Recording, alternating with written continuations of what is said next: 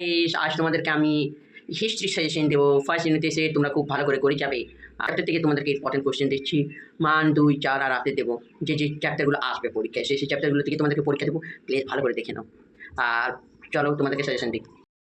ইতিহাসের ধারণা। সামরিক ইতিহাস চর্চার গুরুত্ব কী করে নেবে। পরিবেশ ইতিহাসের গুরুত্ব কী এটা করে নেবে ভালো করে।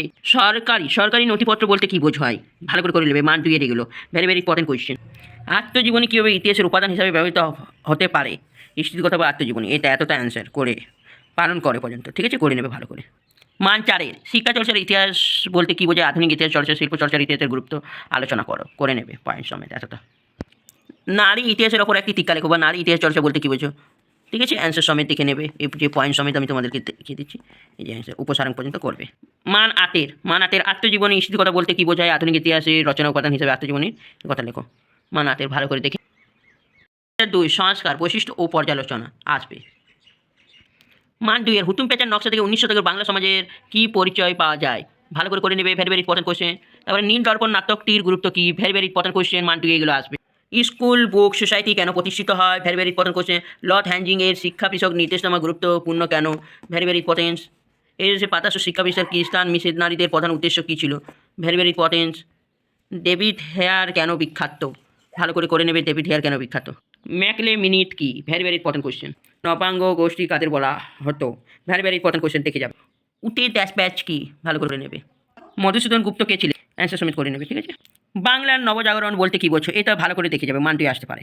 নীল দর্পণ নাটকে ১৯ শতকে বাংলা সমাজ কীরূপ প্রতিফলন পাওয়া যায় মান ৪ ভেরি ইম্পর্টেন্ট কোয়েশ্চেন। পয়েন্ট সমেত আমি তোমাদেরকে দেখাচ্ছি, এইগুলো দেখে যাবে ভালো করে। হুতুম প্যাঁচার নকশার গ্রন্থে ১৯ শতকে বাংলার কীরূপ সমাজচিত্র পাওয়া যায় ভালো করে দেখে নেবে, ঠিক আছে। পাশ্চাত্য শিক্ষা বিষয়ে রাজা রামমোহন রায়ের ভূমিকা আলোচনা করো very important question. Very important সমেত করে নেবে। এই যে পয়েন্ট সমেত, ঠিক আছে, এগুলো ৬টা পয়েন্ট আছে উপসারণ পর্যন্ত করে নেবে ভালো করে আসতে পারে পরীক্ষায়। মান ৮ স্বামী বিবেকানন্দের ধর্ম সংস্কারের আদর্শ ব্যাখ্যা করো ভালো করে যাবে। বিদ্যাসাগরের নেতৃত্বে বিধবা বিবাহ আন্দোলনের সংক্ষিপ্ত বিবরণ দাও দেখে যাবে ভালো করে অ্যান্সার সমেত, ঠিক আছে। এই যে এইদিকে আছে আমি তোমাদেরকে অ্যান্সার সমেত দিচ্ছি ভালো করে পড়ে যাবে। প্রতিরোধ ও বিদ্রোহ বৈশিষ্ট্য ও বিশ্লেষণ থেকে করে যাবে। মান ২ বিপ্লব বলতে কি বোঝো ভেরি ইম্পর্টেন্ট কোয়েশ্চেন করে যাবে। চুয়ার বিদ্রোহের গুরুত্ব কী ছিল ভালো করে দেখে যাবে। কোল বিদ্রোহের কারণ কি ভালো করে দেখে যাবে। সাঁওতালরা কী কারণে বিদ্রোহ করে ভালো করে দেখে যাবে। দুধ মির্জা স্মরণীয় কেন ভালো করে দেখে যাবে। নীল বিদ্রোহের খ্রিস্টান মিশনারিদের ভূমিকা কী রূপ ছিল ভালো করে দেখে যাবে। এতটা ফেলে দিয়েছিল পর্যন্ত করে যাবে, ঠিক আছে।